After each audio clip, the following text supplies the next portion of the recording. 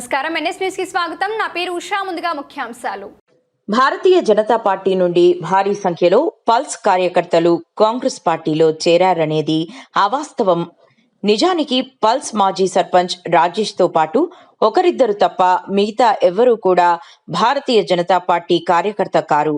ఇటు విషయాన్ని భారతీయ జనతా పార్టీ కుబేర్ మండల శాఖ ధృవీకరిస్తున్నదన్నారు. కుబీర్ మండల విలేకరి మిత్రులకు నమస్కారాలు.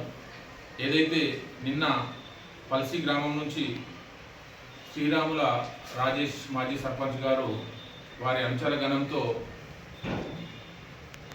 కాంగ్రెస్ పార్టీలో చేరారు. అయితే ఇందులో చేరినటువంటి వాళ్ళలో ఒక శ్రీరాముల రాజేష్ గారు మరియు ఒక ఇద్దరు ముగ్గురు తప్ప మిగతా ఏ వ్యక్తి కూడా భారతీయ జనతా పార్టీ కార్యకర్తగా పనిచేసిన వ్యక్తి కాదు. ఒక మండల అధ్యక్షుడిగా నాకు తెలియనటువంటి కార్యకర్త ఎవరు లేరు.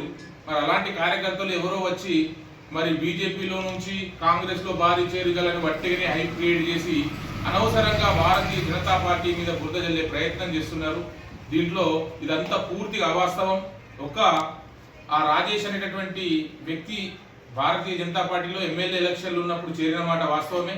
తను ఇంతకుముందు విఠల్ రెడ్డి కింద పనిచేశాడు. తర్వాత సొంత గుట్టికి తను అతని దగ్గరికి వెళ్ళిపోయాడు. ఇది ఒక్కటి మాత్రమే వాస్తవం తప్ప మిగతా 60 మంది అంటున్నారు, 80 మంది అంటున్నారు, 100 అంటున్నారు, పెద్ద పెద్ద ఫ్లెక్స్లు హోర్డింగ్లు పెట్టుకొని అనవసరమైనటువంటి భారతీయ జనతా పార్టీపై బురద జల్లి దుష్ప్రచారం చేస్తున్నారు.